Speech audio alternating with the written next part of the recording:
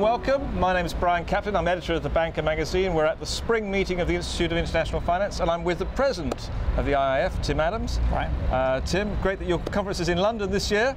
Beautiful day, right? On a beautiful day too.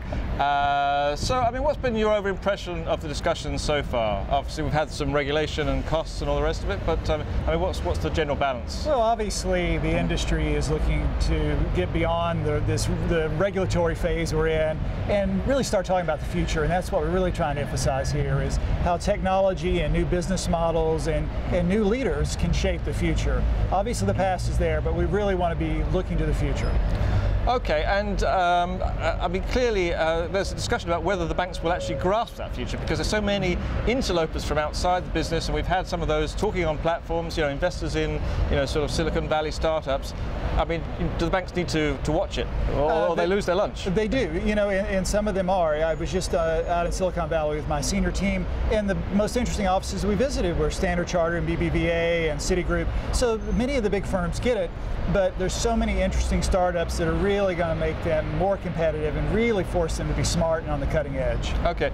Now, what about the regulation? I mean, we've just had so much of it, and it's in so many directions. Do you think it's become a little bit sort of clear where we're going now? Well, I think you've heard from Mark Carney here at the Bank of England, the head of the FSB, and the Australians who chair the G20 this year, that they want to find closure. They want to bring a lot of this to an end. They want to begin the implementation stage, and with some reflection. And we heard it from Minister Dijsselbloem here today as well. So I think there is an effort to bring this regulatory process, which has been in works now for years, not months, but years, to an end, and let's implement and see what happens. Okay. Now, the other thing that the industry needs is new blood, right? And the IIF's now got this Young Leaders program. So tell us about that and what you're trying to achieve with it. Oh yeah, we've got 50 people from 26 different countries, and we really want to identify or allow firms to identify who are their smartest, brightest, really up and coming. And we want to bring them here. We want to introduce them to each other so they can begin to network, but also help them shape the way in which they're thinking about the industry writ large.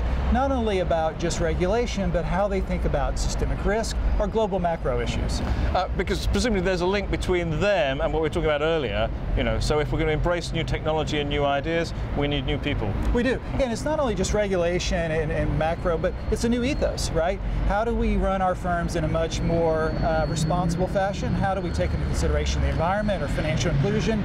We have to think about the societal role of financial institutions, and we have a new young generation that are ready to embrace those challenges. Okay, on that positive note, Tim, thanks very much, and enjoy the rest of the conference. Right.